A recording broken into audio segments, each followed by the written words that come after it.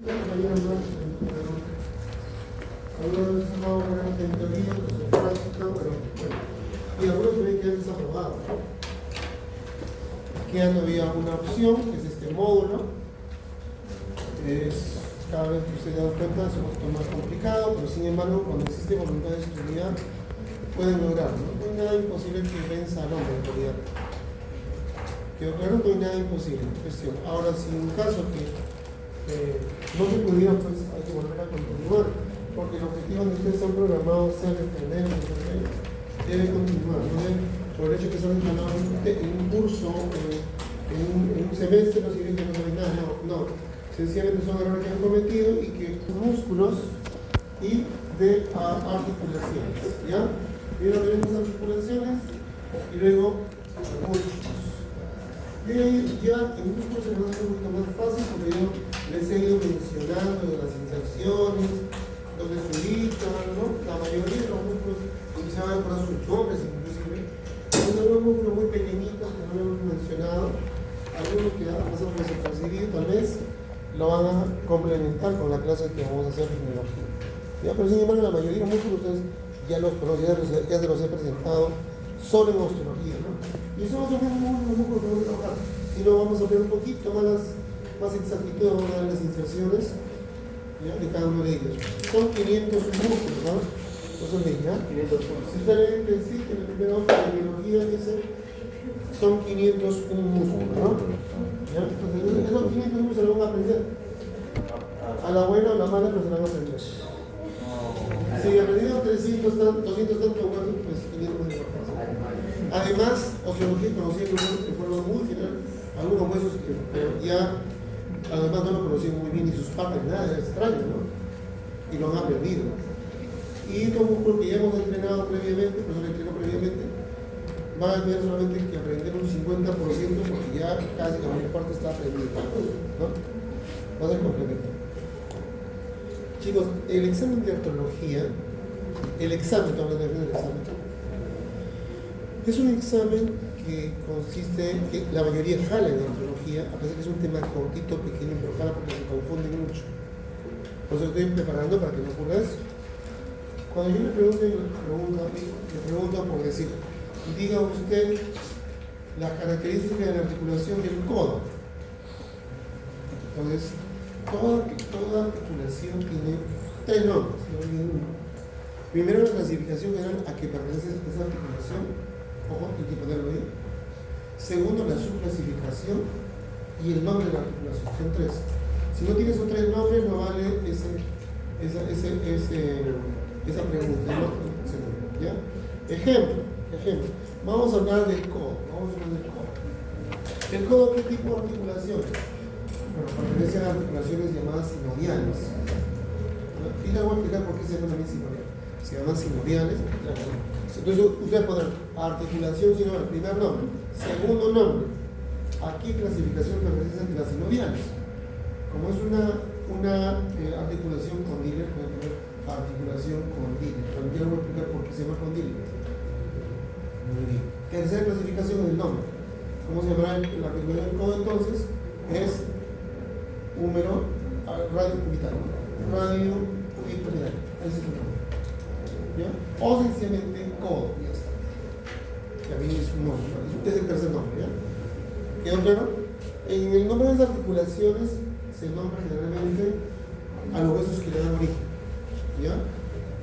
O a las generalidades de la estructura. Por ejemplo, en el carpo, en la muñeca, por ejemplo, nombre de la articulación de la muñeca, ¿cómo se llama? Radio cubital carpiano. Ese es el nombre, ¿no? La muñeca, su nombre final, pero su nombre inicial es sinovial y la segunda es de encaje recíproco. Y la tercera recién será articulación radio cubital, en este caso carpiano. ¿Ya? ¿Quedó claro? ¿Qué nombre para la articulación? Hay una clasificación antigua que clasificaban antiguos anatomistas según su movimiento. Y había, por ejemplo, anfiartrósicas, diartrósicas y sinartrósicas, ¿no? Esa clasificación es muy pobre. Eso ni lo pongan porque no lo toman en cuenta, porque no lo vamos a utilizar. Pero sí es necesario enseñarle porque fue pues, parte de la historia de la enseñanza de la biología. Para que ustedes tengan la diferencia que hay en ese tipo de articulaciones configuración actual de la articulación, ¿no? Esto es un poquito más amplio. Bien, ¿qué cosa es la artrología? La artrología viene de un prefijo artros, que significa unión de dos, escuchen bien, la unión de dos o más huesos. Basta que hayan dos huesos para hablar de articulación. Pero pueden haber articulaciones con más huesos. Puede haber una articulación con 3 huesos, ¿o no? ¿Sí o no? Sí, por ejemplo. A ver, 2 huesos es fácil, ¿no? La tibia con el peroneo, ¿no? La tibia con el peroneo. Por ejemplo, ¿no? La tibia con el peroneo es un ejemplo de una articulación de 2 huesos. O la tibia con el fémur. Le hago una pregunta que han fallado en el examen. ¿El peroné se articula con los cóndilos del fémur? No. ¿Ni le llega a tocar? ¿En el examen lo han puesto? Claro, no tú necesitas bien, pero con el peroné, el peroné no llega, porque ¿a dónde llega el peroné? A la caída articular peronea de la tibia. Pero no llega, y muchos han puesto su examen. El código hace contacto con el peroné. Es un error grave que hayan aprendido así, ¿no? No, eso no existe, por si acaso, ¿ya? No. Entonces, hay ejemplos de hueso con hueso, ¿no? 1, 2 huesos. Vamos a demostrarles que existen de 3 huesos, a ver. Una articulación de 3 huesos. Por ejemplo, el astrágalo, la tibia y el peroné. ¿Hay cuántos huesos hay? 3 huesos. Ahora de 4 huesos, ¿qué dice? Sí. Claro que sí. Por ejemplo, el escafoide, ¿no? Tiene 3 cuñas y atrás, ¿quién está él? Astrágalo. Entonces tiene 4. Ahora de 5, ¿qué dice? Ahora de 5, el grande, ¿no? El grande. Adelante se articula con 3 metacarpianos. Se llaman 3. Y a su costado, ¿cuántos hay? 2. El ganchoso y al otro lado, el trapezoide. ¿Así cuántos son? ¿Sí? Y si queremos agregar su articulación de atrás, con el pisiforme, perdón, con el piramidal, serían cuántos? 6 huesos para un solo. Entonces, la palabra artrología, por eso dice, ¿no? ¿Qué es el nombre? ¿Qué significa el nombre? Articulación o unión de 2 o más huesos. Ustedes seguramente pensaban que eran 2 huesos nada más, ¿sí? Pero ahora ya saben que no necesariamente tienen que ser 2 huesos. Por eso la significancia de la artrología es la unión de 2 o más huesos. ¿Ya? Muy bien. Esa es la etimología de lo que es artrología. ¿Ya? Bien, entonces la artrología es una rama de la anatomía que es el estudio de las articulaciones, ¿no? Muy bien. ¿Y qué cosa es una articulación? ¿Qué sería una articulación? Lo que hemos dicho al inicio, la unión de 2 o más huesos. Dentro del concepto, desde el punto de vista fisiológico e histológico, algunas articulaciones complejas, como las sinoviales, escuchen, se le llama órganos. Escuchen, ¿no? Se trata de hablar de órganos. Pero ¿cómo podría ser hablar de órganos? ¿Cuál es el concepto de órganos? ¿Cuál será el concepto de órganos? A ver. Conjunto de tejidos. O sea, no solamente hay un tejido, sino varios tejidos. Y vamos a ver si en realidad tiene varios tejidos. A ver, por ejemplo, estamos hablando de articulaciones complejas como las sinoviales, se cumple esa función de órgano. ¿Por qué? Porque tiene la articulación varios tejidos. Ejemplo, vamos a ver. Primero, el hueso, ¿qué tejido es? Oso. Ya. El cartílago cuando se mueve, cartilaginoso, llevan 2. Los meniscos, ¿de qué están hechos? El tejido adiposo, no es tejido cartilaginoso, que cuando hablamos de rótula, ¿no? O cuando hablamos de tibia, hablamos de eso. De los meniscos, ¿se acuerdan? Los ligamentos que unen a la rodilla. Ligamento cruzado anterior, ligamento cruzado posterior, ligamentos colaterales internos y externos, o lateral y medio, ¿no? ¿De qué están hechos esos? De tejido conectivo fibroso y de tejido fibroso elástico también. Que tenemos, ¿cuántos tejidos ahí van? 4. La bolsa sinovial que nos envuelve. ¿De qué está hecho? De tejido epitelial más tejido conectivo fibroso de la parte interna. Es un mesotelio. Pero ¿cuántos tejidos tenemos ya? Como 5 tejidos, ¿no? Entonces, ¿ameritan diseño órgano? Sí. Así que nosotros tocamos desde el punto de vista histológico, podemos decir que la articulación, ojo, para articulaciones complejas, ¿eh? Una articulación simple no puede ser, no cumple con ese patrón, aunque algunos depende de su contenido que tengan en su interior, pero también ver qué tan complejo es la articulación, ¿no? Ya, entonces, hay que tener en cuenta esto, ¿ya?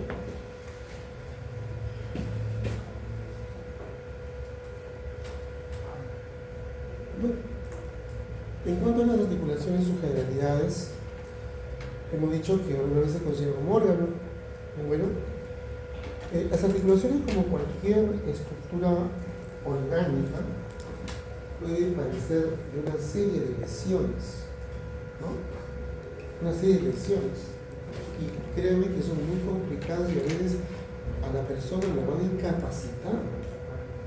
Parece que fue algo sencillo cuando hablamos de arqueología, pero cuando entramos al campo de la medicina, que es su campo de ustedes, vamos a ver que hay muchas lesiones incapacitantes de articulación que pueden destruir toda la estructura interna de un cartílago o de una articulación, ¿no?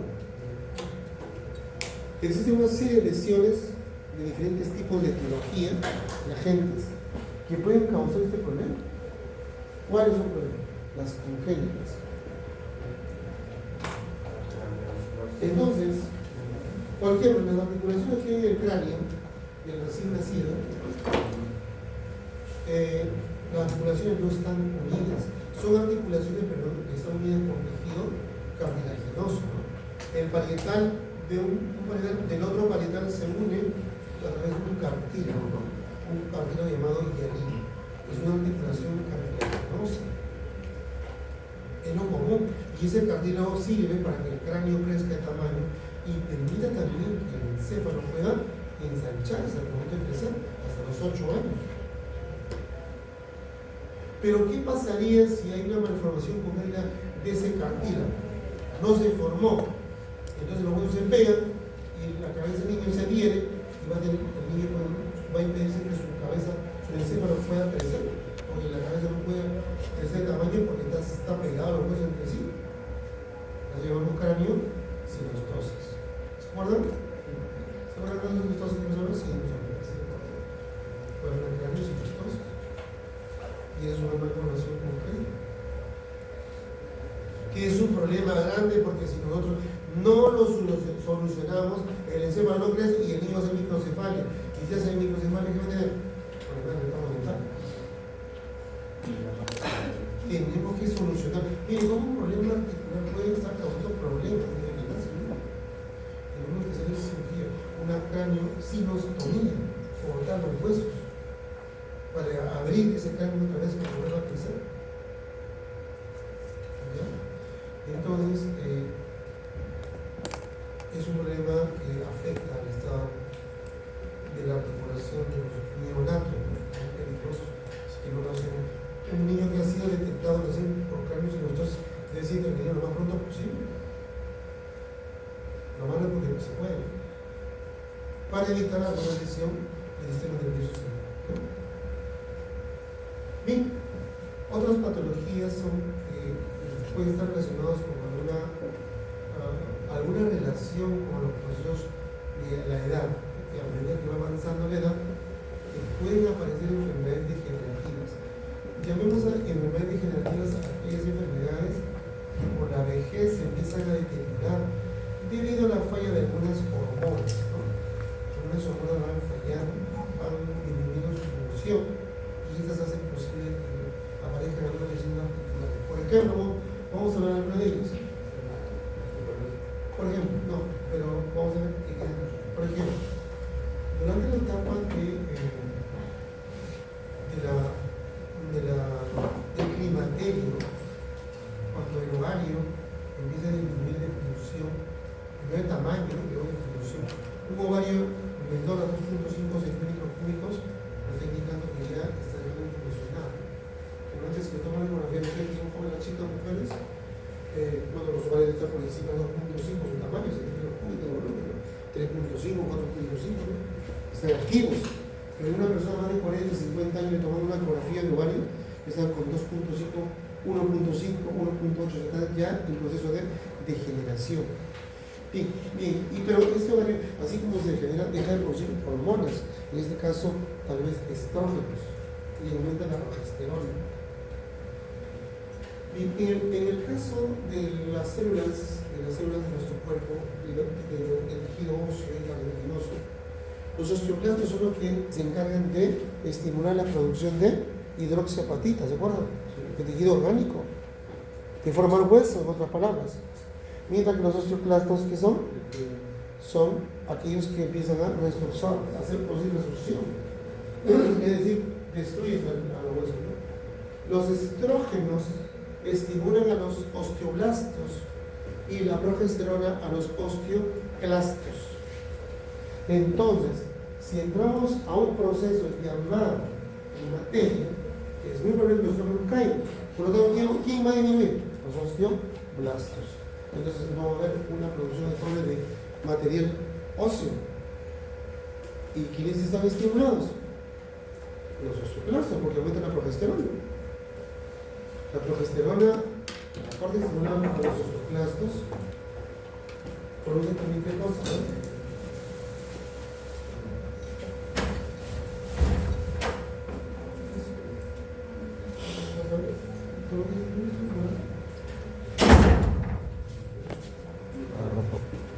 Bien, los osteoclastos, la progesterona, aparte de producir un aumento en la mitosis de los osteoclastos, también produce otros síntomas, como por ejemplo, aumento en la temperatura, ¿no? Corporal, ¿no? A un grado más aumenta. Es una hormona de la gestación, aumenta para que la temperatura sea adecuada para el bebé también, por eso que aumenta un grado más. Y la mujer lo ve como un bochorno. Entonces es normal que el climaterio, la persona tenga, pues, entre comillas, bochorno, tenga mucho calor, ¿no? Porque aumenta, ¿quién está aumentando? La progesterona, que aumenta un grado más. Es como si la temperatura fuera normal 38 y tiene 38, está como tiene con fiebre, ¿no? Entonces las señales maduras están calientes, ¿no? Entonces hay mucho calor. Ya no con ropa corta, a pesar que hace frío, ¿no? Debido a la temperatura. Y la gestante también igual, ¿no? No le gusta andar muy chopada, le gusta andar muy limpiana, porque tiene mucho calor, porque la progesterona ha aumentado. ¿Quedó claro? Esa misma progesterona también estimula los osteoclastos, es decir, aumenta la resorción ósea, y este osteoclasto empieza a sacar calcio del hueso progresivamente, dejándolo como una esponja al hueso. En una primera etapa entonces vamos a encontrar la osteopenia, ¿no? Entonces una osteopenia, o sea, penia significa disminución de la concentración de calcio por centímetro cuadrado de hueso, y lo podemos detectar nosotros cuando hacemos un examen, una evaluación de la concentración de calcio en el hueso, ¿no? ¿Cómo se llama ese método? Ya dijimos en la clase anterior. ¿Cómo se llama? Densitometría ósea. La densitometría ósea. O sea, vamos a calcular la densidad del hueso. ¿Qué tan denso es el hueso? ¿Está bien constituido, bien denso? ¿Está lleno de calcio? Recuerden que el calcio es el armazón. Es el ¿qué diríamos? A ver, es el acero de una columna, el metal, el calcio. El calcio es sinónimo de acero, ¿correcto? De un metal. Por lo tanto, es el que le va a dar mantener, pues, el estático a la persona. No va a dar estático. No va a dar estático a la persona. Y si el calcio no está, ¿qué va a ocurrir? Los huesos se van a, las columnas cuando tienen fierro, ¿qué pasa? Se van a caer, se van a doblar, se van a ver frágiles, ¿no?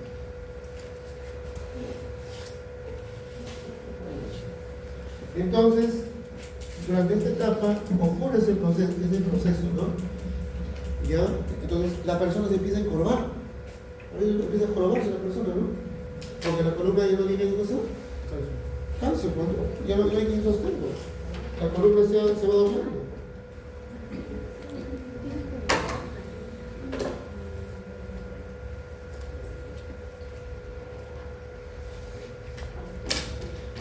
Bien, entonces es una enfermedad degenerativa que corresponde a esa edad. Entonces, ¿qué tenemos que hacer con nuestro paciente? O con nuestro paciente? Aumentar los estrógenos para estimular los osteoblastos, ¿no? Aumentar. Entonces, la terapia de reemplazo hormonal es importantísimo en esa etapa. ¿Ya? Y también existen condiciones para dar inicio a la etapa de reemplazo hormonal, ¿no? Hay condiciones que ya hemos hablado por eso. Y quién sabe le pregunte ahora en el examen, ¿no?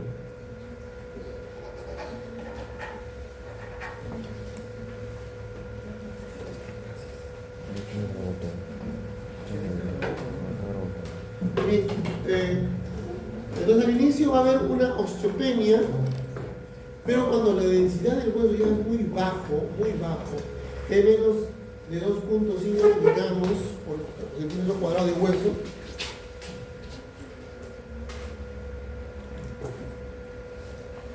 entonces ya aparece la osteoporosis. Ya el hueso está como una esponja hueca, ¿no? Muchos huecos ya tienen más de lo común. Y hay un riesgo de fractura, por si acaso, y pérdida de la tensión. Por lo tanto, hay un riesgo tremendo de que se pueda, pues, encorvarse la persona, ¿no? O alterarse la postura de la persona, porque esa columna ya no resiste el peso del cuerpo de la persona, ¿no?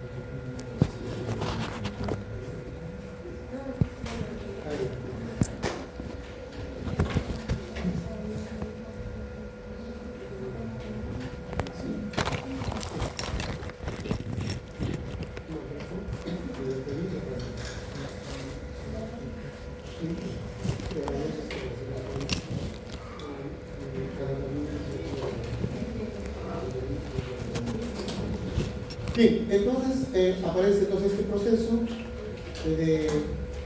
y al final ya viene las osteoporosis leves, moderadas y severas, ya no viene fracturas. Pero ¿qué tenemos que hacer nosotros ahora para 40 años? Tomarle un screening, primero una ecografía del talón, ¿ya? Ese es un método rápido de diagnosticar osteopenia o osteoporosis. Tomar una ecografía del talón. Es un screening. Ya tienes una prueba rápida, por ejemplo, voy a un consultorio rápido, ya está, esa es la prueba. Pero no es la mejor. Para hacer el diagnóstico inmediato, rápido, ¿no? Si nosotros queremos un detalle más específicos, le vamos a medir la densitometría, pero por rayos X. No, la vamos a medir la densitometría. Entonces hay una densitometría por ecografía, que es prueba de screening, una prueba rápida, y la que es correcta, la más amplia, es la densitometría por rayos X. Se toma la radiografía de la muñeca, de la cadera y de la columna, ¿ya? De un hueso generalmente lumbar. Y el promedio de las tres densidades de suma, se saca un promedio y vemos en qué estado se encuentra la persona. Eso se llama densitometría ósea por rayos X, que es la mejor, ¿ya?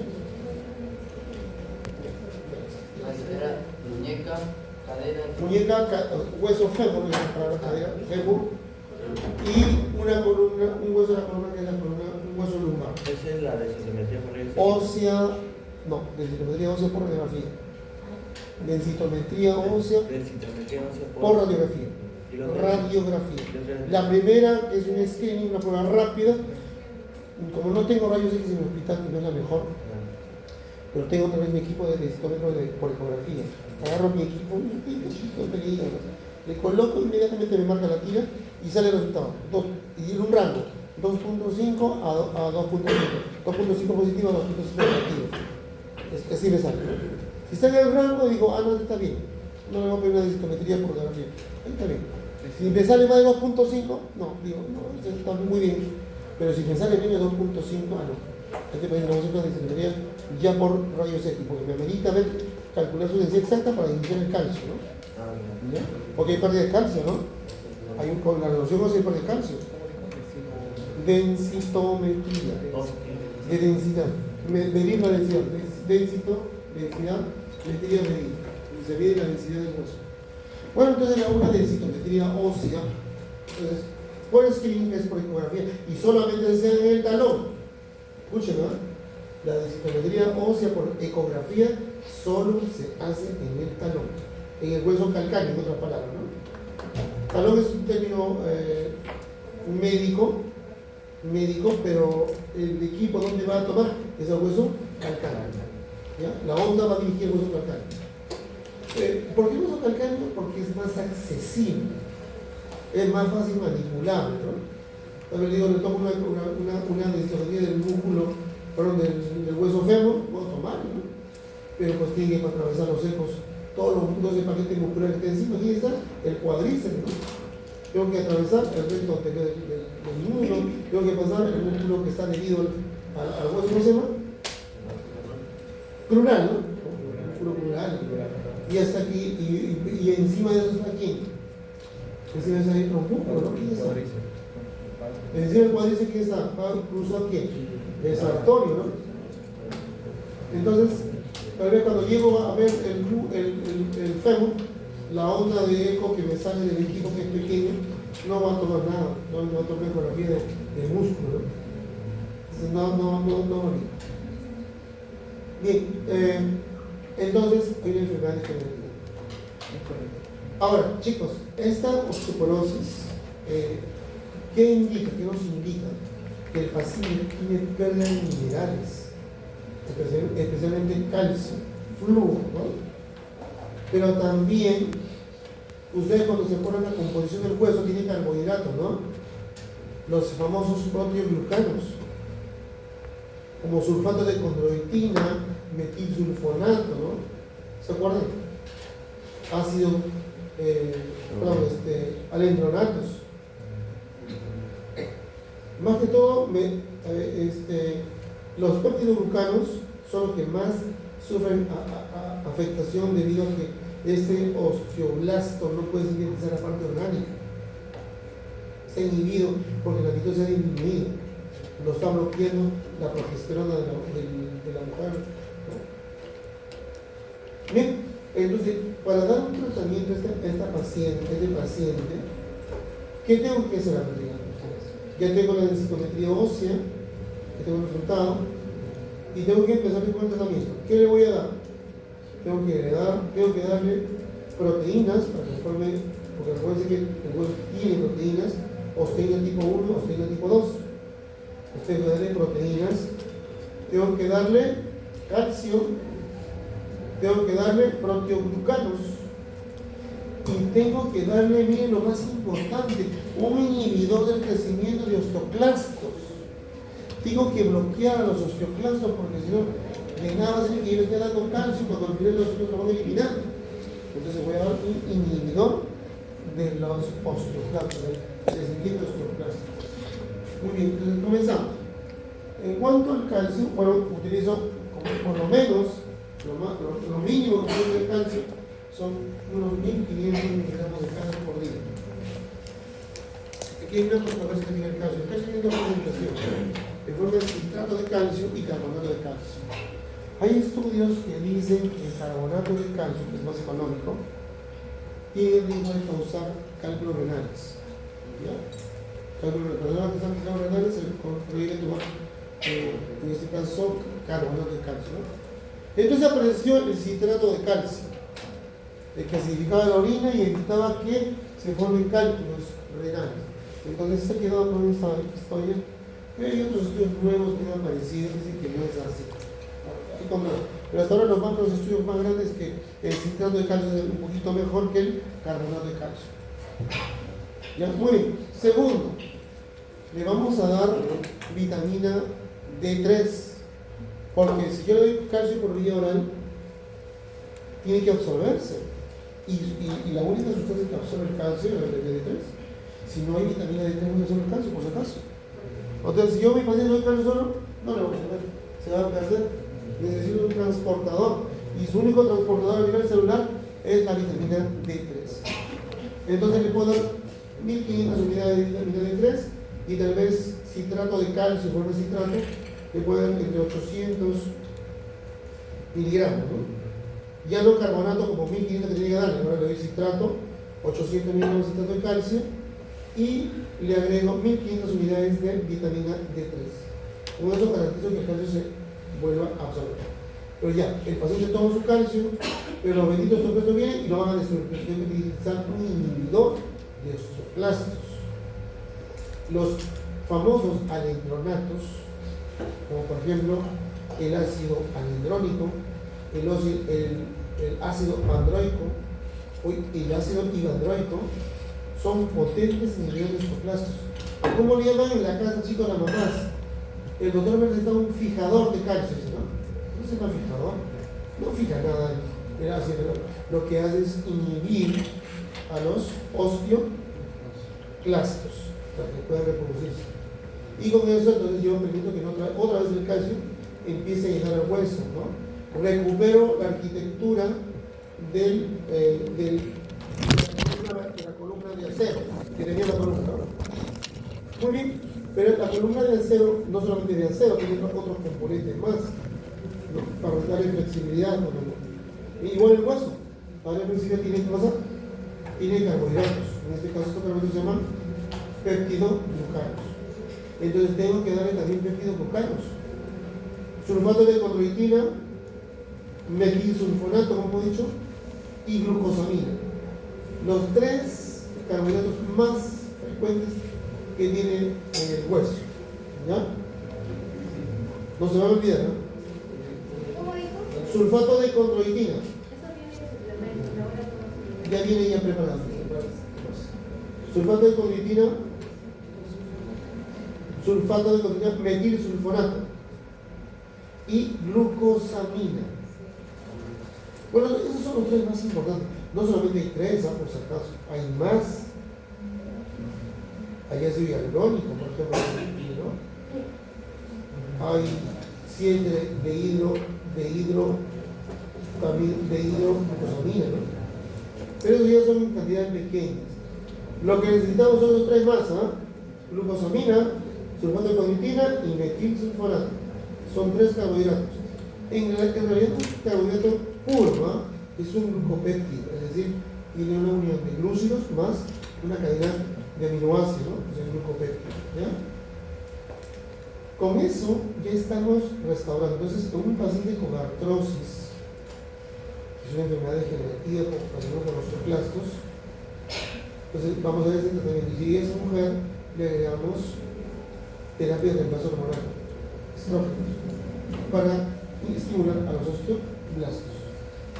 Y esa persona no se va a agachar, ni se va a caer, se va a mantener su postura adecuada y va a tener unos huesos duros, pero cuando se cae se va a romper. ¿Por qué edad se le puede aplicar eso? Su compañera pregunta, ¿a qué edad le podemos aplicar eso? ¿Qué edad es? ¿A qué edad le podemos aplicar a la persona?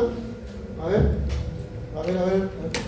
Es una pregunta capciosa, ya le dije, pero no lo entendí. ¿A qué edad le podemos dar? 40, 50, Depende del climaterio. depende de los ovarios. Muy bien. Cuando sea el climaterio. Cuando entre en el proceso de climaterio. Hay personas que lentamente a los 36 están entrando en el climaterio. Y peor, entran a la menopausia a los 35, 38 años. Ya no les suena. Recuerden que menopausia es un término que vamos a utilizar ahora. ¿Cómo se llama? Climaterio. ¿Qué cosa es menopausia?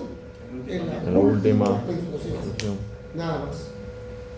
Que me diga está cerca la perimenopausia, que acepto todavía, ¿no? Porque está cerca de terminar su menstruación, está cerca por ahí. Podemos llamarle perimenopausia o podemos llamarle climaterio, pero menopausia no. Entonces esa señora está con su menopausia, dice, ¿no?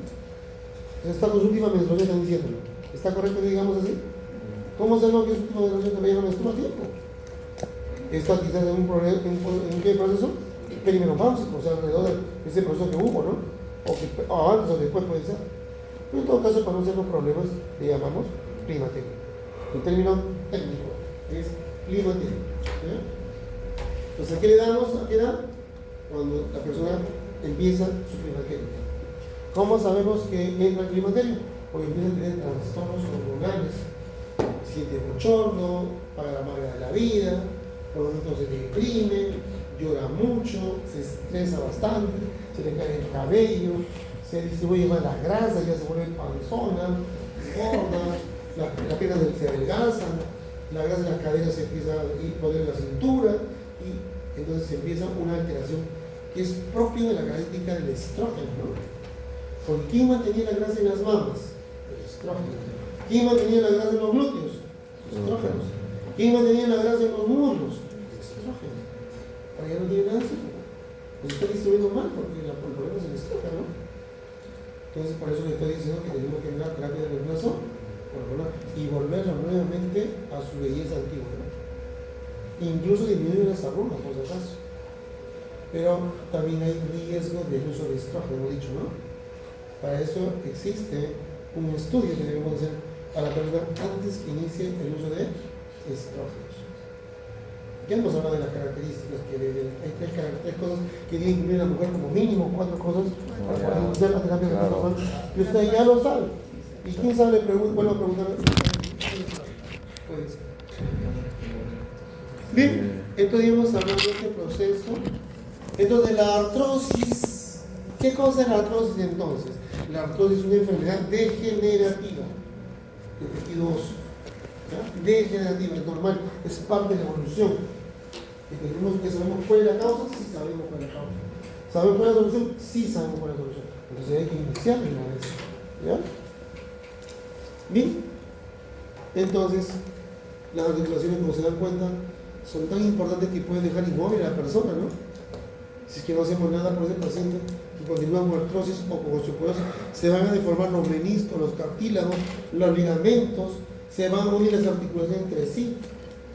Entonces hay que evitar todo eso, ¿no? Y ya sabemos cómo lo hacemos, ¿no? Muy bien. También hay causas metabólicas. Una de las causas, un factor metabólico que genera este problema, por ejemplo, es la alteración del metabolismo de las purinas y pirimidinas. ¿Dónde se encuentran esas sustancias? ¿Sabes? ADN. En los ácidos nucleicos, ¿no? Ahí se encuentran.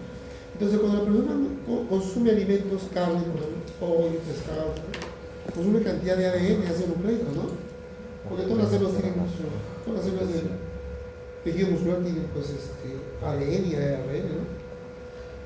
Y por lo tanto se deben eliminar las purinas y pirimidinas, los cuerpos nitrogenados, se deben eliminar, ¿no? Pero cuando hay una falla enzimática para eliminar los cuerpos nitrogenados, sobre todo las purinas y pirimidinas, se forma un ácido que se llama ácido úrico. Normalmente cuando yo pido un dosaje de ácido úrico a una persona, debe tener como máximo 7 miligramos por decilitro. Eso es lo normal.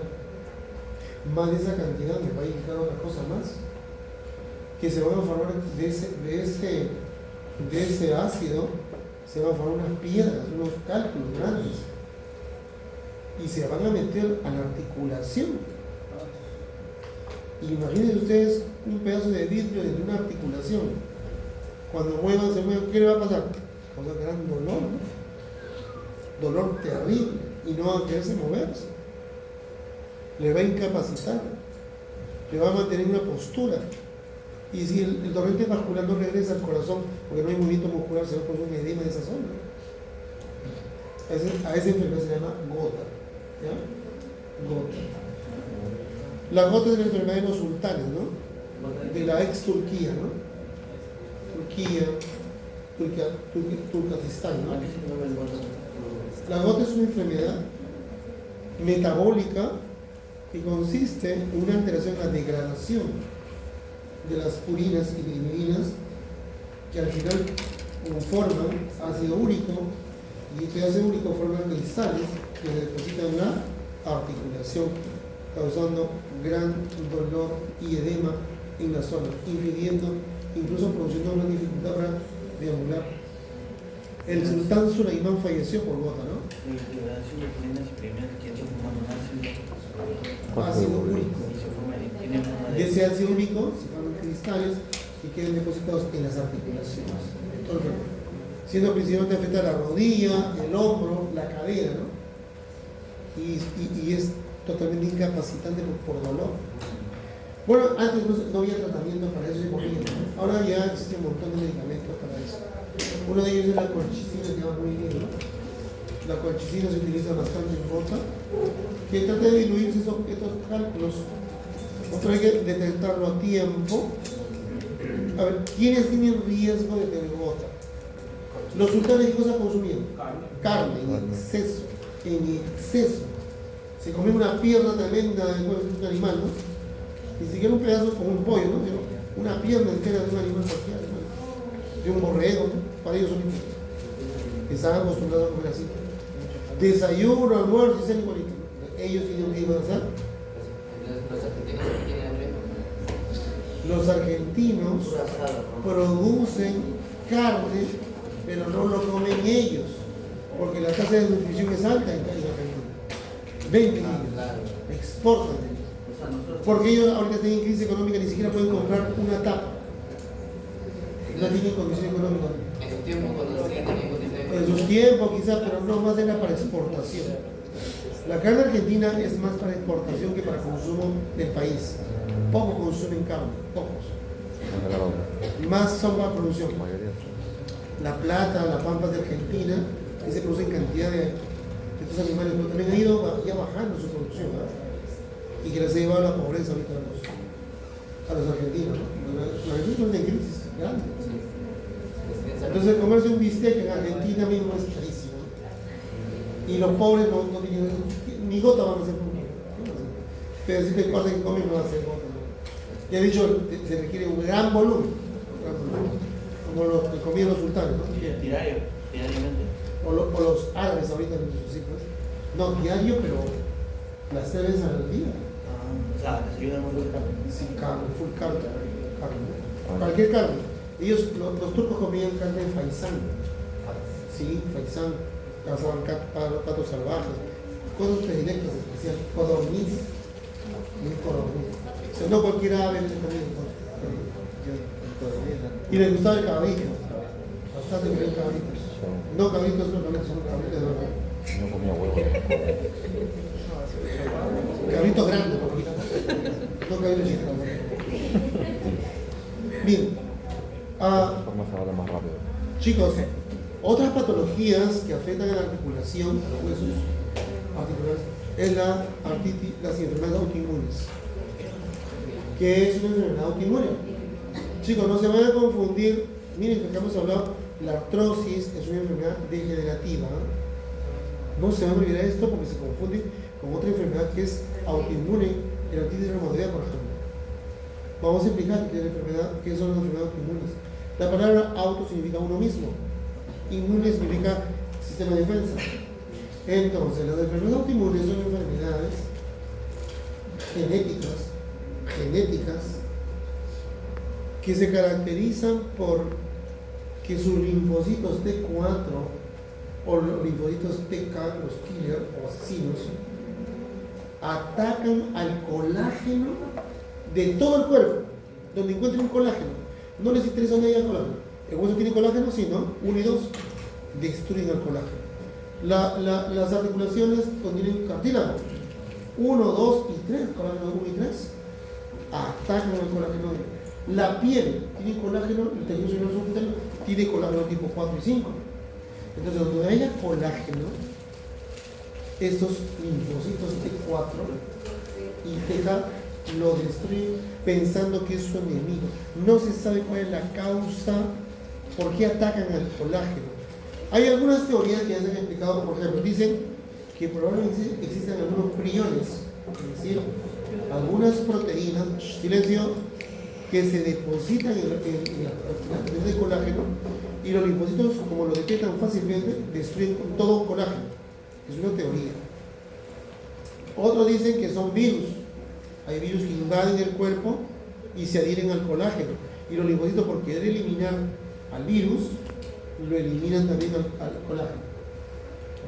¿No? Entonces, unas son teorías que aún no están muy bien claras, pero sin embargo sí hay una orden genética. ¿Ya?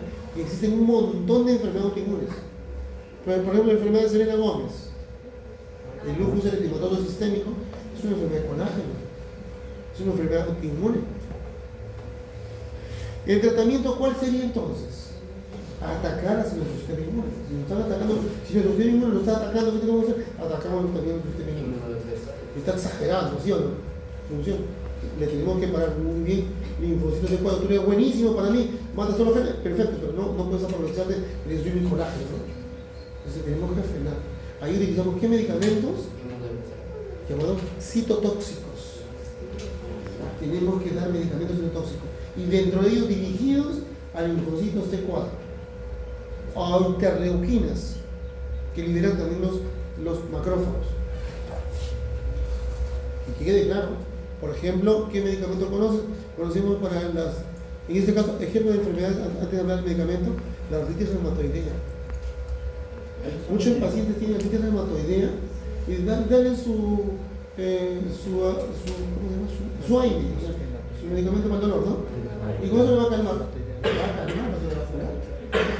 Porque sigue atacándolo el sistema inmune, ¿no? O le va a pasar para nunca.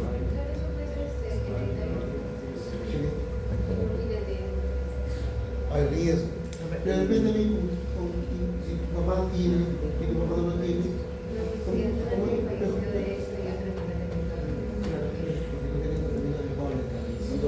No debe ser. ¿Quién es la artritis reumatoide? ¿Qué? ¿Quién es la artritis reumatoide? La artritis reumatoide es una enfermedad. Están dentro del grupo de autoinmunes. Son el grupo que está dentro de Todo lo que está acá. Por ejemplo, artritis reumatoidea, espondilite artritis psoriásica. Y esta psoriasis está aumentando a nivel, no sé si estará aumentando o los dermatólogos están haciendo y los médicos están haciendo un mejor diagnóstico. Yo pienso que están haciendo un mejor diagnóstico los médicos. Antes de pasar por desapercibido, han sido un poquito mejor y ahora lo están detectando más. Yo he visto diagnosticar más cantidad de pacientes con artritis psoriásica. ¿Ya? La artritis psoriásica es una enfermedad autoinmune. Ataca a qué colágeno. No al colágeno, bueno, en este caso sí es artritis, al colágeno del cartílago articular, pero además también a la piel, al tejido celular subcutáneo, no a la epidermis, sino a la dermis. ¿Ya? Ataca, lo hace crecer la dermis y la dermis sale por encima de la epidermis, se ven unas heridas tremendas, ¿no? Le echas corticoides y eso baja rápido. Bueno, entonces, en las enfermedades autoinmunes que afectan las articulaciones, ¿cuál será el medicamento de elección? Los citotóxicos. Esos son los medicamentos, ¿no? Esa es su elección. No los antiinflamatorios, esa vaina no funciona. Citotóxicos. No, tenemos que ir al grano. ¿Quién ataca? Al sistema inmune. Tenemos que atacar. Por ejemplo, ¿qué podemos utilizar? ¿Qué medicamento? Nitrofexato. ¿Va muy bien? Los corticoides también se pueden utilizar, pero hay que tener un cuidado porque eso puede producir algunos efectos secundarios como el síndrome de Cushing. Se hinchan. Así, ¿no? Se hinchan. Y eso también es peligroso, ¿no? Es peligroso. O sea, podemos utilizar en un momento corticoides a mejorar. Lo que pasa es que los corticoides le dan mucho miedo al sistema inmune. Tú le das un corticoide y el sistema inmune se cae abajo rápido. ¿El citotóxico es medicamento o tratamiento? Es medicamento. No, a ver, perdón. Es el tratamiento. Pero en el tratamiento hay medicamento, ¿no? Es el tratamiento. O sea, es tratamiento y a veces es un medicamento. O sea, en otra palabra, en el tratamiento utiliza eso. O sea, en el tratamiento se usa el citotóxico. Exacto. Que sirve como un medicamento. El tratamiento es un medicamento. Que no sirven todos saben. Aquí explicando los resultados. Bien, entonces acá el tratamiento son citotóxicos, metrofexato es uno de ellos, cloroquina, primaquina, ácido salicílico, ¿qué más? Podemos darle mincristina, sulfasalacina, que va muy bien también. Recuérdense que estamos utilizando citotóxicos y por lo tanto, cuidado porque pueden atacar con todas las células, porque van a atacar todas las células solo. Entonces, ¿cuál es el efecto secundario de estos citotóxicos? Que pueden destruir glóbulos rojos y producir anemia. Entonces, todo paciente que consume citotóxicos hay algo estimulante también de la formación de glóbulos rojos. En este caso, ¿qué le damos? Le damos una vitamina que estimula la producción de glóbulos rojos. ¿Cuál es? A ver, ¿qué toman las gestantes? Ácido fólico. ¿Ya? Porque este citotóxico actúa bloqueando el ácido fólico y por eso que el glóbulo rojo no se puede reproducir. Entonces le complementamos con ácido fólico, ¿ya?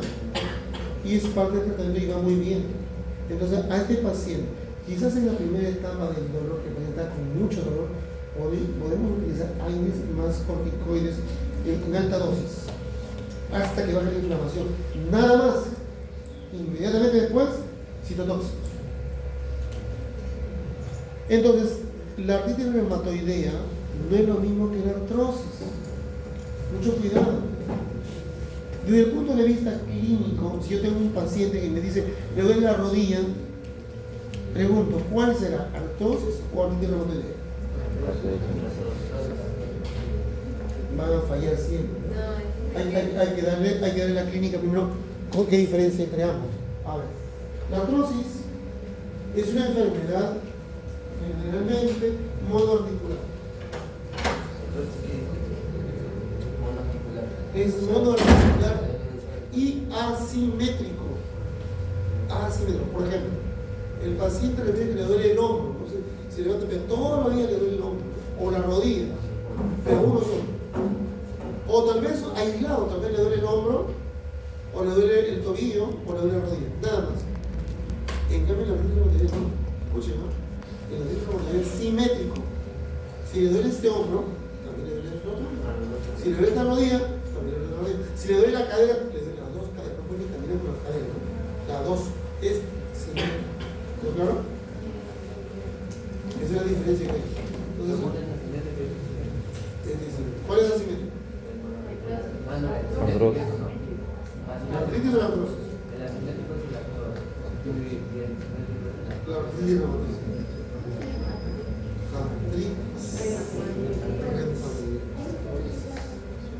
Está pisando.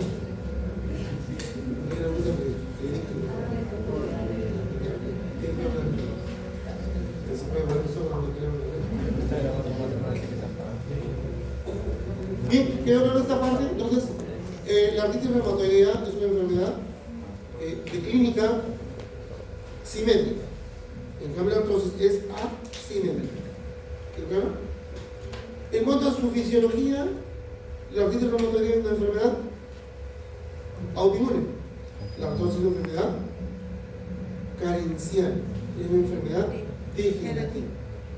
Entonces, al paciente con artrosis le daré citotóxicos, le curará eso, le vamos a meter la otra que viene el paciente, ¿no? Le vamos a emplear eso. Pero es importante, mire el diagnóstico. Selena Gómez, ¿qué tiene? Una enfermedad autoinmune, lupus eritematoso sistémico, ¿no? Entonces ayer iniciamos el informe inicial de que se llaman corticoides en alta dosis y eso le produjo un push a ella. ¿Vieron cómo se acuerdan? Sí, se engordó, ¿no? Selena Gómez se engordó y no quiso actuar más ya, dijo, no, soy muy gordo, no puedo actuar.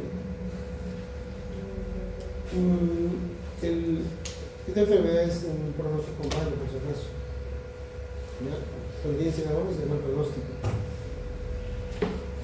Porque la gente es muy lesiva. Entonces, hay tratamientos actuales que están en prueba en Alemania, en Inglaterra, y que, bueno, si es que ya no hay nada que hacer, entonces te dicen, mira, nosotros tenemos estos medicamentos nuevos que hemos creado, si quieres someterte a la prueba gratis, para que inicies el tratamiento, te podemos iniciar contigo. Pero no sabemos todavía cuáles son los efectos secundarios. Si quieres someterte, ¿no? Si no, depende. En ese estudio se hace para ver los efectos secundarios en humanos, ¿no? Y algunas preguntas ya en unas últimas los quieren poner cómo hacer para morir de una u otra manera, ¿no? Y dejan, pero lo más seguro que dejan información sobre los efectos secundarios. Eso es lo que quieren darlo y no darlo después. Y ya sale al mercado, lo pueden hacer, ¿no? Bueno, así es, ¿ya? Según el tiempo se va a ocurrir eso, porque como es genético, y has hecho el mapeo genético, y están entrando a tratamientos ahora genéticos diferentes. ¿Qué gen se ha alterado? Y ese gen nomás vamos a modificar, ¿sí? Y con la nanotecnología, y hay chips que detectan genes aberrantes, ¿no? Y tratan de reparar los genes con estos chips. En Japón están haciendo eso, ¿no? O animales que van muy bien. Pronto ya van a vivir toda la vida esa persona, ¿no? Pero está en proceso. Bien, pero por ahora utilizamos los tóxicos por ahora, ¿no? Nada más. Y con controles en que ver porque tenemos hemogramas, esas cosas por eso. Tampoco no lo podemos llevar a una deficiencia de inmunoglobulina, del sistema inmune, no podemos llevar a inmunosupresión tampoco, ¿no? Porque yo creo que le da una virus y se muere, ¿no? Le curamos de la artritis reumatoidea, pero se va una gripe nomás, ¿no? Es una neumonía viral, se muere. Entonces hay que saber modular el tratamiento, ¿ya? Muy bien. Bien, enfermedades infecciosas. Las enfermedades infecciosas normalmente esas articulaciones no entran gérmenes, ¿no? O entran una articulación gérmen, salvo que haya una fractura expuesta y pues por ahí ingresan, ¿no? Gérmenes. Pero normalmente no deben ingresar. Sin embargo, la única vía de ingreso, ¿cuáles serían? Los vasos sanguíneos, un microbio que está en la sangre. Antiguamente se producían muchas artritis sépticas o infecciosas por gonococo. En la época de la Roma antigua, mucha gente presentaba gonorrea y sífilis, porque no se sabía cuál era el agente causal, ¿no? Había gran promiscuidad en ese momento, ¿no? Sobre todo la clase del clero, ¿no? Tenía complicaciones graves. Uno de ellos fue Nerón, ¿se acuerdan? Nerón, ¿se acuerdan de Nerón? Él murió con problemas sépticos, ¿no? Nerón. Calígula, igual, ¿no? Son emperadores que tuvo Roma. Algunos autores como emperadores, pues dictadores, ¿no? Bueno, eso es otro tema ya de otra historia. Por eso ya han llevado ustedes su curso de historia universal. De todos los emperadores de Roma. ¿Quién fue el mejor, quién fue el peor? No creen, chicos, eso en los cursos de maestría se lo vuelve a repetir, ¿eh? Sí, pero en el caso mío, por ejemplo, yo llevé una maestría, aparte de la maestría que he hecho en anatomía y fisiología, hice una anatomía en administración estratégica. Y dentro de la administración estratégica hay un curso que se llama Estrategia Militar. ¿Estrategia militar? Sí, así se llama el curso, pero no es para que trabajes como militar, por si acaso. No.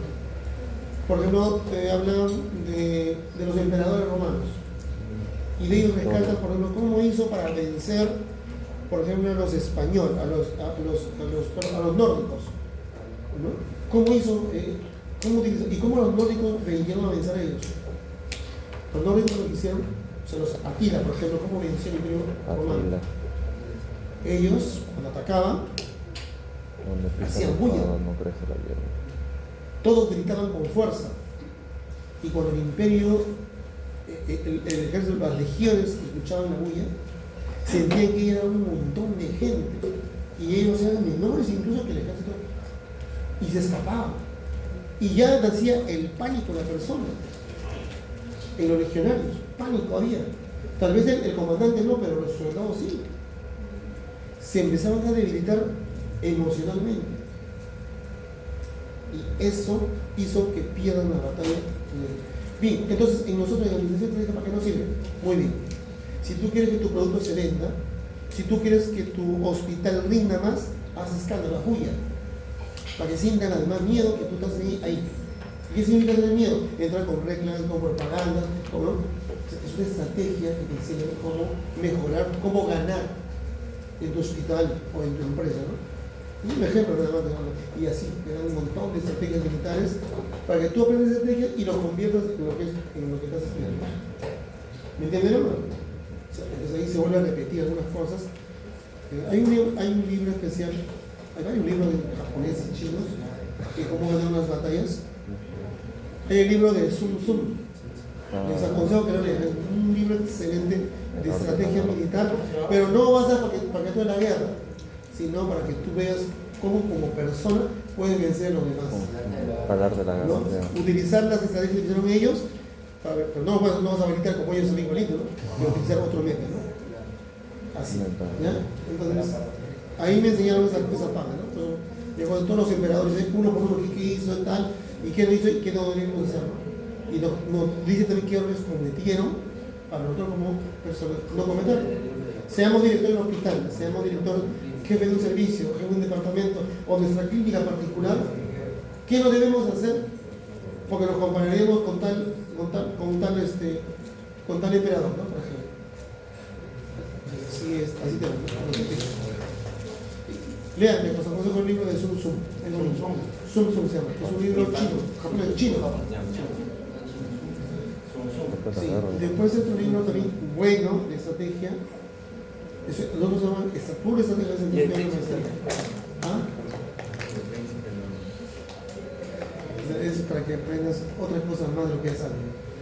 Se soluciona problemas. Que se diferencia de la administración, porque el administrador, ¿qué hace? El administrador lo que hace primero es oferta el producto, distribuir el producto, guarda el producto, evalúa el producto y luego ve la evolución del producto, nada más. Pero no sabe cómo hacerlo. O sea, lleva todas esas normas para que su producción suba, pero si sigue esa línea, solamente sabes cómo analizar la estrategia es para que tú utilices de dos cocos que se llaman de dos, por eso es un diplococo, no es de dos. En la clasificación antigua le llamaban diplococo, pero ahora se llaman miserias. No miseria, miserias. Hay tres tipos de miseria, la miseria gonorreae, la miseria meningococcae y la miseria pneumoniae. Son tres. Pero ahora ya no le llaman tampoco a la miseria pneumoniae, y ahora le llaman streptococo pneumoniae. Y se ha cambiado también la forma de pensar. ¿Es miseria o neisseria? Se escribe Neisseria y se lee miseria. Así como miseria, pero solo también le nada más. Son Neisseria con doble S. Doble S. Pero se lee miseria, ¿no? Para el castellano. Miseria. Bien. Entonces, la gonorrea es producida por un gonococo, es una Neisseria gram negativo, es un coco diplococo gram negativo. Algunos dicen que es un diplococo, un estrepto diplococo, porque hacen cadenas de dos. Cuando tú le miras el microscopio, hacen cadenas de dos. Bueno, ya no van a llevar ustedes en su curso de microbiología cuando lleguen en el siguiente siglo. ¿Qué pasa? ¿No? Entonces, se contagia por vía sexual y el portador es el bendito varón. Toda la vida, exactamente. Igual de VIH. Exacto, el varón es el portador. Pero se contagia de una mujer, que tiene su relación sexual, ingresa al interior de la uretra el microbio y se mete a las glándulas de Kupfer que tiene al costado dentro de la uretra. Estas glándulas están llamadas uretrales, liberan un poco de moco cuando se estimula la sexualidad. Cuando hay un estímulo sexual se libera y es como se libera un moco hacia adelante, como que decir, lubricando la cabeza del pene, listo para poder introducir a una vagina. Es un líquido, no líquido seminal, no, es una secreción uretral especial. Y está dentro de es otra cosa, exacto, es otra cosa. Que no se confunda con la polución, que es también otra cosa. Por eso es el exceso de Es la polución de espermatozoides y semen. Sí. Se le rebalta el seno, sobre todo a los adolescentes, ¿sí? Es normal, porque hay una hiperproducción. El objetivo principal en el subtálamo, en el hipotálamo dice, reprodúcete, mantén la especie humana, ya, te toca. A partir de los 14, hasta que se sale en cantidad. Uno de esos nada más, embarazo al toque. Así que, claro, siempre y cuando que la mujer también cumpla las condiciones, esté en su periodo de fertilidad, ¿no? Porque si no está fértil, no pasa nada, no pasa absolutamente nada. Bien, entonces, este es un microbio que vive, que se contagiaba generalmente en los burdeles de los viajeros, ¿no? Sea en Inglaterra, en Roma, bueno, en diferentes lugares. Y los soldados eran los más frecuentes que se contagiaban. Como estaban fuera de sus parejas, años, concurrían en los burdeles. Siempre en los lugares donde había guerra, combate, siempre había burdeles, siempre. ¿no? Y los soldados después de una guerra iban siempre las mujeres a disfrutar su actividad sexual, En 300. ya que no estaban con sus parejas durante años de veces. En la película 300 sale eso. 300 también, en la película 300, sí. No solamente entre las 300, sino varias también, varias películas de romanos aparece eso. Bien.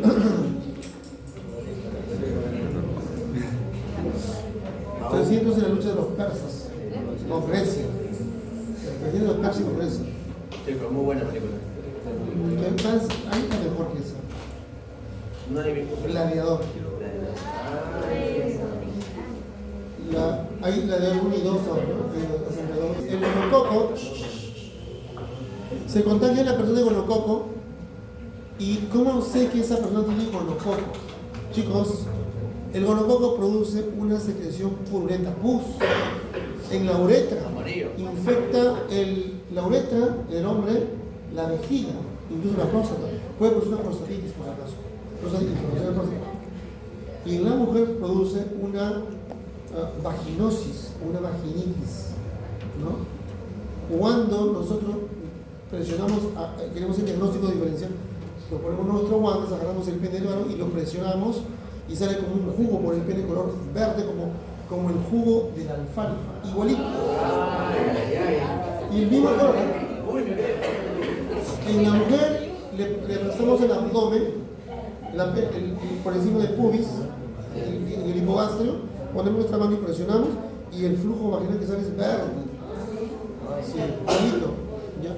Eso es gonorrea. Bien, la gonorrea, chicos, con el tiempo se autolimita, es decir, se cura, solo. Se lo contagias a un montón de gente, ¿no? Si esta chica o este chico tiene relaciones sexuales o mujeres, a todos les va a contagiar, a toditas. Le va a dejar sembraditas a toditas, ¿no?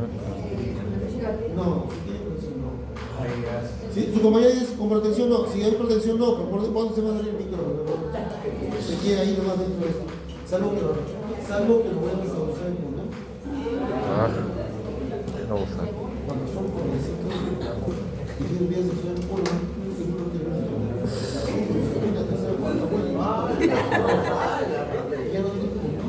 Ahorrar.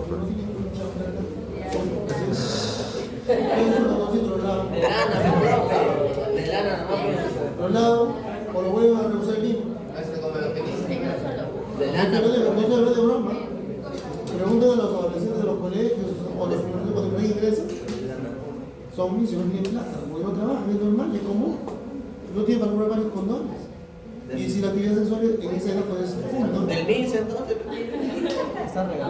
¿Qué salías tú, Cristian? Sebastián. Pero no todos van a empezar como tú. Tú eres estudiante de enfermería cuando piensas en el MINSA, pero de la ingeniería y de educación van a empezar en el MINSA y ni siquiera piensan en el MINSA. Y están como el macho con ser y la hembra con ser. No, ¿cuál está en eso? Entonces, es parte de la conocimiento oriental, no podemos, si no, tú no puedes ser engañar, porque es muy poderoso el mental, que ordena, sí, y ya dice, hay que ser exacto.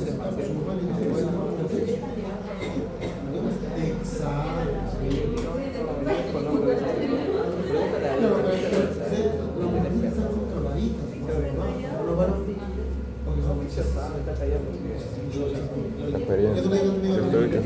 Estoy grabando. Bueno, bien, seguimos hablando, chicos. Entonces, atiendan. Hemos dicho que esta enfermedad antiguamente, atiendan, se autolimitaba. Es decir, se curaba solo con el tiempo. Después de 3 meses, 4 meses ya estaban bien. Pero eso no significa, sí, pero eso no significa que estaban ya sin gérmenes. Tenían los gérmenes guardados escondidos en glándulas de Cooper, ¿no? Estaban guardaditos adentro. Eyaculaban y contagiaban, ¿no? Ya no tenían la secreción, nada, pero en el semen había. Entonces, de las glándulas de Cooper pueden salir hacia los vasos sanguíneos y contaminar la sangre y depositarse en articulaciones y producirse una artritis séptica. Cuando nosotros vemos hay una rodilla agrandada, hinchada, un modo hinchado de las 8 de la mañana, hacemos una ecografía, ¿no? Y vemos que hay cantidad de líquido. Le pulsamos el líquido y sale verde. ¿Qué es? Gonococcus. Le llevamos el líquido al microscopio, el cultivo. Gonococcus. Gonococcus. O sea, tiene su gonorrea, ¿no? Pero lo que pasa es que ahorita está pues autolimitada, pero por la sangre están dando todo el germen. Cuidado. Felizmente, por el tratamiento de las ITS, del programa de ITS que salió a nivel mundial, muy pocos casos llegan a ser ya este problema de gonorrea. ¿Ya? Por ejemplo, las mujeres que están trabajando en los burdeles no te aceptan si que no tienes tu condón. Es más, ellos lo lavan, ¿no? Yo te lo lavo. Por si acaso. Usted ya va a pasar por eso cuando van a supervisar, porque tienen que ir a supervisar. Porque a veces el niño se le pone, a ver, hoy nos toca visitar los burdeles. Los burdeles. Los ilegales públicos. Van ustedes en equipo y evalúan, ¿no? Y van a ver que van entrando de cuarto y van a ver que ellos lo hacen su limpieza primero el balón. Yo mismo le coloco el condón. También del Estado.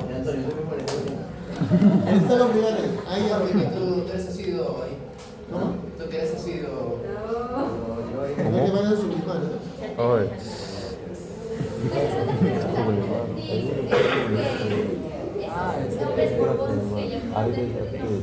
¿Cómo? Antonio. No, muy chico que escuchar eso.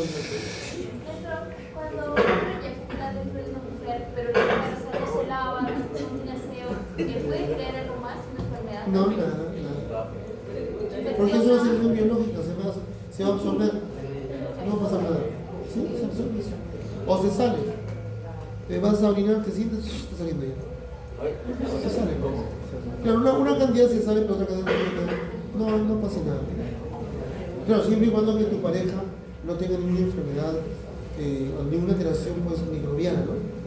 Porque si tiene microbiana debe infectar definitivamente, se va a quedar adentro, ¿no? Y el receptáculo vaginal, ahí se va a quedar. El receptáculo vaginal es la parte más ancha que está cerca del cuello uterino, ahí donde queda el semen. No queda en el tubo de la vagina, no, el fondo. La mujer busca mismo que llegue el pene hasta el receptáculo, porque si no, no tiene mucho placer. Y lo que llaman el punto G, ¿no? Y ella misma quiere que llegue ahí, porque biológicamente está hecho para eso. Fisiológicamente, anatómicamente, para eso, ¿no? Por eso quiere que llegue ahí. Y para que el espermatozoide no se acidifique con el pH de la vagina, quiere que llegue al receptáculo. Pero la mujer quiere que le penetre más dentro, ¿no? Por supuesto que sí, pregunten cuando vean ustedes a sus libros, a su internet, etc. ¿no? Así dice mi libro. Así dice. Cuando es muy afuera, no, casi no hay mucho placer. Y es más, es que la ley de supervivencia hace eso. Hace que sea exacto la eyaculación para que pueda producirse el producto de la gestación. Bien. Seguimos, chicos, seguimos. Estamos hablando de articulación, lo pasamos ya a sexualidad. ¿Cómo? ¿Cómo? ¿Quién? Ahí, vamos a ver. Entonces, la gonorrea es una enfermedad, una ITS, transmisión sexual. El tratamiento, el causante de la gente es, su nombre ahora se llama clamidia. Es una clamidia especial. Clamidia. Bien. El estafilococcus es otra bacteria que vive en la piel. En la piel tenemos cantidad de estafilococcus y streptococcus. De todo tipo, de todas las familias, ¿no? Por si acaso, estafilococcus. Saprophytus, aureus, albus, un montón de estafilococcus ahí, ¿verdad? Los grupos más conocidos son el aureus, el albus y el saprophytus, ¿no? Que son los que nos más causan daño a nosotros, ¿no? Entre todos ellos, el dorado, el aureus, es el que causa más problemas. Bueno, también se puede llegar por vía sanguínea, ojo, desde una caries dental, puede llegar hasta la articulación, por vía sanguínea, ¿ya? Y causar pus amarilla. Si luego está hinchado la articulación, metes un catéter y sale cantidad de pus amarilla. Y lo llevas al laboratorio, esa pus, lo examinas en el laboratorio, una gotita le echas, le haces exploración Gram y ves en cantidad de streptococcus o estafilococcus. Los brucelosis. La brucelosis es producida por una bacteria Brucella, doble L, Brucella. Y hay varios tipos de Brucella, cerca de 7 tipos de Brucellas. Brucella, ¿no? La más frecuente es la Brucella meditensis, ¿ya? Aunque la Brucella capris también es más patógena, la Brucella capris. Y viven en la leche.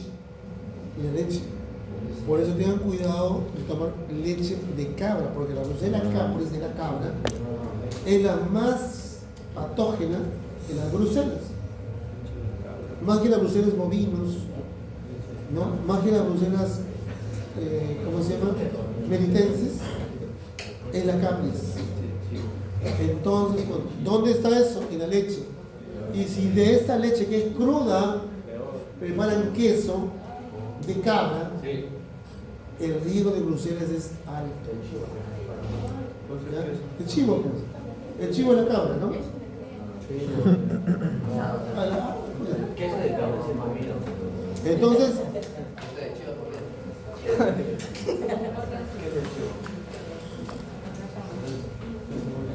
todos han comido un cabrito siempre. ¿Tú has comido un cabrito? ¿Seguro? El cabrito es piernecito es bueno. Buen cabrito. Y en la sierra, porque El cabra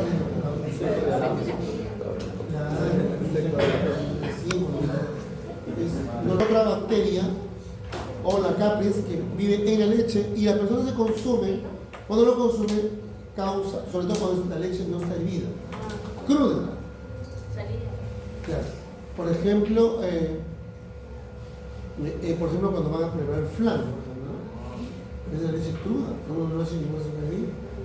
Otros lo toman directo de la teta de la ubre del animal, ¿no?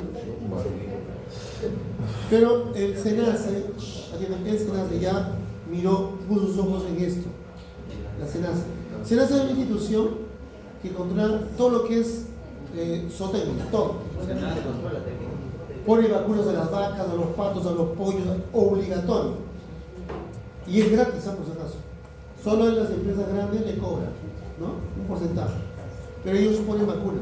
Ahora, a todos los animales. A las gallinas le ponen para salmonella, a las cabras y a las vacas le ponen para brucelas, que es una vacuna, y le da una tarjeta para cada animal. Como igual que el perro, ¿no?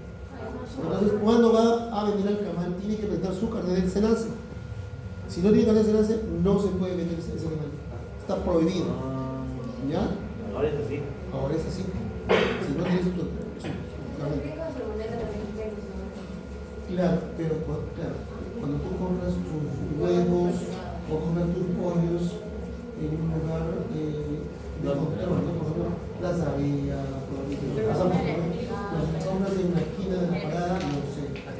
Yo compro ahí. No garantizado. Pero la mayoría de las empresas Redondo también. ¿ya? Porque el queso es crudo, ¿no? O cuando se toma la leche directamente, siempre y cuando escuchen que el animal tenga brucelas también. Si no tiene brucelas tampoco no le va a pasar nada, ¿no? Pero sí se puede contagiar tuberculosis bovina, por si acaso. Hay mamás que van y le dan su leche cruda, dicen que es más nutritiva, a la vaca lo ordeñan, llenan su vaso y le dan su mano. Es un error grave, nunca se hace eso. Tuberculosis. El Mycobacterium tuberculosicae, que en realidad es casi un streptobacilo, ¿no? Un streptobacilo, pero no tiene características propias de bacilo, ¿no? Es un Mycobacterium, o sea, tiene la mitad de hongos y la mitad de bacterias, por lo que es un poco difícil de combatirlo. Los antibióticos casi no lo tumban mucho, porque como es Mycobacterium, es hongo y bacteria a la vez. Entonces hay dificultad de su parte como hongo, ¿no? Hay mucha dificultad, muy resistentes, ¿no? Tú le echas alcohol, no pasa nada. Le echas lejía, resiste con el ácido. Por eso se llaman también ácido alcohol resistentes. Dentro de este grupo de las tuberculosis, de los Mycobacterium, Hay tres: el Mycobacterium avius, que es de las aves, el Mycobacterium leprae, que causa la lepra, y el Mycobacterium tuberculosis, que causa tuberculosis. ¿Ya? No es eso los únicos, por si acaso. Son como 30 tipos de Mycobacterium. Yo le estoy diciendo a aquellos que tienen compatibilidad con los humanos, ¿no? Y pueden vivir los humanos. Esos tres, ¿ya? El avium es de los animales, la gallina, por si acaso. De los pollos, ¿no? El leprae ya casi se está extinguiendo, aunque todavía existe. Ha vuelto a rebrotar, ha rebrotado en Piura, porque tú me has visto 2 casos, pero importados, no son propios. Son personas que han estado viviendo en la India y han venido al Perú. La India, en la zona árabe, la península arábica, ahí hay bastante. Pero bien sencillo controlarlo al bacilo leprae. Sulfas, suficiente con sulfas. O trimoxazol, lo tumba el poco. No sé por qué hacen tanto con eso. Antes era un problema grande, ¿no? La época de Cristo, ¿no? Es bastante de la de lepra, ¿no? En esos tiempos. De ahí la mayor contacto con lepra, porque es bien contagioso. Y hay un emperador francés que murió, ¿no? ¿Quién? ¿Se acuerdan de lepra? ¿Quién fue? Enrique VIII. Enrique VIII murió con lepra, todo desangrándose, todo putrefacto, y tenía como 20 esposas y le daba asco siempre, no a él, sino el olor que despedía como eso fue uno de los reyes más perversos que tuvo la Europa en su tiempo, y murió como tal, felizmente. Bien, entonces por vía sanguínea también estos microbios pueden ingresar a las articulaciones y producir infección. Es decir, lesionan al cartílago, lesionan al menisco, lesionan al ligamento, a la bolsa sinovial y producen una inflamación tremenda y dolor inmenso y con gran cantidad de pus. ¿Ya? Ah, de Inglaterra, ¿ves? Sí. Ah, Ahí está, ¿está o no? ¿Está o no? Sí, me acuerdo de gordito. Pero busca de qué murió. Ahí te voy a decir. Las infecciones como meniscos, cartílagos y... Todos los estructuras de la articulación. ¿Ya? Bien, chicos, acá hay otro más. Las artritis, o sea, las infecciones de articulaciones, pero no son infecciones, sino artritis reactivas. A ver, escuchen por favor. Este es muy importante que aprendan. También se llama, mira, a las primeras les se llaman artritis sépticas, ¿ah? Cuando son infecciosas en la articulación, llamamos artritis séptica. Séptica viene de bacterias, está por bacterias, ¿correcto? Muy bien. A la siguiente se llaman artritis reactivas. ¿Qué es una artritis reactiva? Escúchenme bien lo que voy a decir. Bueno, en la primera, cuando hacemos una punción, ¿qué obtenemos? Al microbio, ¿sí o no? Ya lo encontramos. Muy bien. En las artritis reactivas se hincha la articulación tremenda, pensamos que hay pus porque hay cantidad de líquido sinovial en exceso. Punzamos, chicos, atiendan, sacamos una muestra de líquido sinovial, llevamos microscopio y no encontramos nada. Por seguridad agarramos el líquido y lo vamos a cultivar. A ver si crece algo. No crece nada. Pero entonces, ¿por qué? ¿Qué pasó? ¿Qué ocurrió? Le voy a explicar ahora qué ocurrió. Algunas bacterias o algunos virus, por ejemplo, el virus de la gripe, vamos a ver, virus de la gripe. Gripe, no resfrío común, ¿no? El resfrío común es un poquito de moco, o moco en cantidad de veces que se le cae todo un moco. ¿Qué más hay? Moco, hay un poquito de cefalea. En el resfrío común, cefalea, dolor de garganta. En la gripe no. En la gripe hay veces que ni siquiera hay moco. Hay dolor de cabeza y duele todo el cuerpo. Pero no puede la persona ni caminar porque le duelen las articulaciones. ¿Pero qué tiene que ver las articulaciones si el virus está en la sangre? ¿Qué ha pasado? Lo que pasa es que estos virus liberan una serie de toxinas y que estas toxinas por vía sanguínea se depositan en articulaciones. Y entonces el linfocito T4 no ataca a la bacteria que está, porque no ha entrado ni siquiera a la articulación. ¿A quiénes atacan? A las toxinas. Liberan que se quedan metidos en la articulación.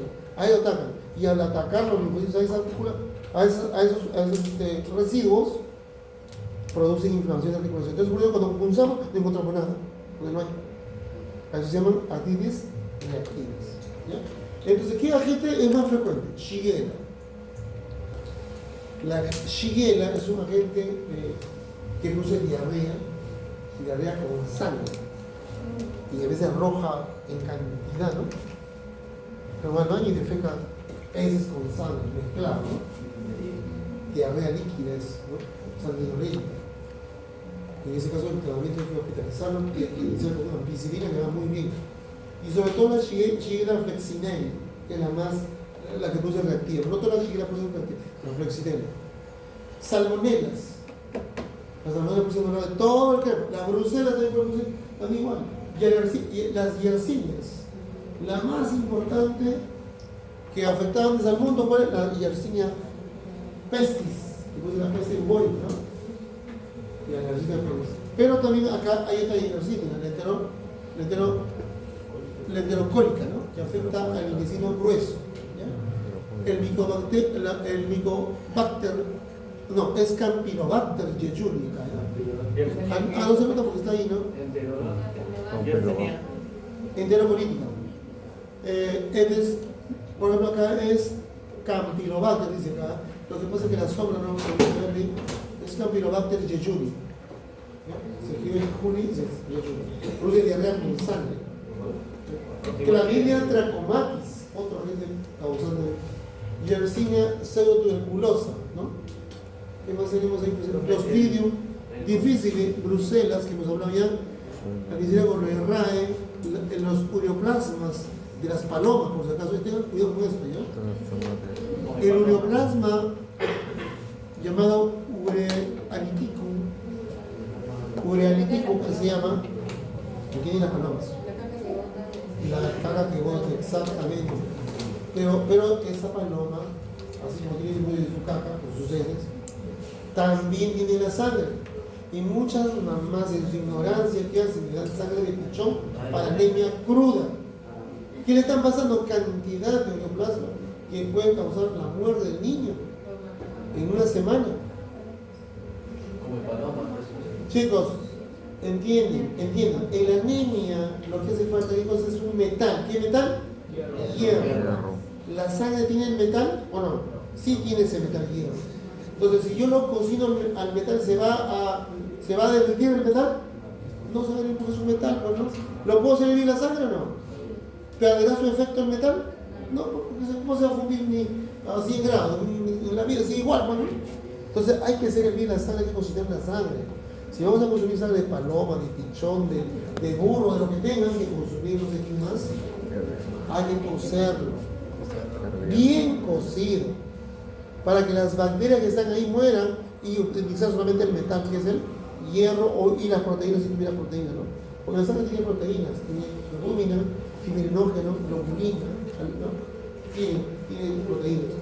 Pero hay que metabolizar, porque las proteínas, cuando lleguen los que pasen en el siguiente ciclo, vamos a ver cuando se absorben, necesitan que se transformen en su cuarto nivel de categoría. Si no están transformados a la cuarta categoría de las proteínas, no se van a absorber. Entonces, comerse un huevo crudo, como hacen los charlatanes por acá y les hablan, se come el huevo crudo. El huevo crudo se absorbe. Conforme ingresa, se van las heces. No se va a metabolizar, porque no sufrió ninguna degradación. ¿Me quedó claro? Los aminoácidos no se pueden ni siquiera liberar, porque no tenemos el aparato digestivo que haga ese tipo de acción. Nosotros solamente nuestras enzimas proteolíticas que tenemos, todas las enzimas proteolíticas, carboxipeptidasa A, carboxipeptidasa B, tripsina, limotripsina, etcétera, un montón, ya van a llevar su curso pronto, solamente van a atacar a las proteínas que tienen un estado de cuarta generación, de cuarto estado de alteración. Y eso lo hace el fuego. La candela lo coagula, la proteína, de estado sol-G le convierte en sólido. Y de esa manera recién las enzimas pueden actuar. Si se lo come crudo, alguien dice, voy a pedir en mi bistec a la inglesa, no sirve para nada. ¿Está comiendo crudo o no? Casi crudo. Arriba cocido y abajo crudo. No le va a servir para nada. ¿Por qué?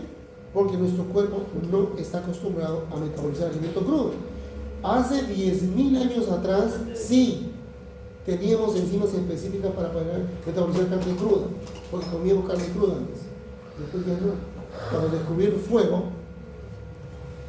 cuando se descubrió el fuego, ya se cambió la característica anatómica, sobre todo fisiológica, del aparato digestivo. Por lo tanto, ya no podemos degradar alimentos crudos, sobre todo proteínas crudas, no podemos degradarlas. Para nada. Entonces decir que se tomen su huevo, su jugo, su batido, bueno, su jugo, ese jugo mixto, Sortido. jugo especial, ¿no? Ah, Le echan un huevo crudo y lo licúan, ¿no? ah, Y la verdad, su autoestima mejoró y estoy bien, estoy excelente de salud. ¿Qué riesgo hay? Salmonela, tifus. Esa persona en 7 días se incuba la salmonela y va a ser fiebre tifoidea. O va a ser Klebsiella, ¿no? Klebsiella hay en el huevo. Y otras bacterias más que salen por la cloaca de la gallina. Recuérdense que la cloaca de la gallina está lleno de heces. Exacto, y eso lo van a comer en su jugo. Imagínense. ¿Qué les parece? Cosas o en su ponche, ¿no? Batido de ponche. Qué rico, qué rico. Qué rico qué rico está. está. Tiene cantidad de salmonela, ¿no? Hay un riesgo también. Y entonces, felizmente, con el uso de las vacunaciones de las gallinas, los pollos en las empresas grandes, ya casi la salmonela se ha eliminado de los huevos y de los propios pollos. Pero yo no sé si mi pollo viene de un lugar de SENACE, de control, o viene de una empresa, de una granja clandestina, porque hay granjas pequeñas clandestinas, ¿no? Que con propios medios han hecho una granjita pequeña para 100 o 200 pollos y todos los días venden sí. Yo no sé si está en esa condición. Si llegué, es diarrea con sangre, dijo. Sí, obviamente diarrea con sangre. Y la característica principal del Campylobacter, igual que Shigella no, Campylobacter jejuni, igual que Entamoeba histolítica, produce tenesmo rectal. Tenesmo significa que la persona tiene un cólico intenso, se va corriendo al baño, se siente en la taza, puja, y sale un poquito de ese nada y cantidad de moco o sangre. Eso se llama tenesmo rectal. Y eso en los niños de escasos recursos económicos, con poco consumo de proteínas, los ligamentos elevadores del ano son con la justa, no tienen ni mucha elastina. Ellos tienen un riesgo de tener recto, se les va a salir el recto. Tanto pujar todos los días, porque se infectan a cada rato, porque no tienen una higiene, no tienen agua de desagüe, no, pero muy pobres son. El riesgo más adelante es de rectocele. Se les va a salir el recto, pero defecan y se les sale todo el recto completo. Rectocele, ¿no? Sí, rectocele. Defecan y se les para regresar no es un problema. No, se entra por la vía abdominal y los ligamentos que están largos se les achican. Se les reduce. Sí. Sí. Y estos agentes son los que producen desgarros y empujar a los niños. Campylobacter jejuni sobre todo y Entamoeba histolítica. A eso se llama disentería, ¿no? La entamoeba histolítica también perfora el intestino. ¿Cómo? La entamoeba histolítica también perfora el intestino. No. El que perfora más ahí es Shigella, salmonella. Shigella no tanto. Shigella puede producir una hemorragia, porque produce mucho cuello, huequito, ¿no? Pero no llega a perforar, el que perfora siempre es salmonella, sí perfora. Porque le gusta el ganglio linfático del intestino delgado. Se mete hacia el ganglio. Y del ganglio hacia la parte externa, hacia el quito y puede remontar. Produce un peritonitis. ¿A esto se refiere?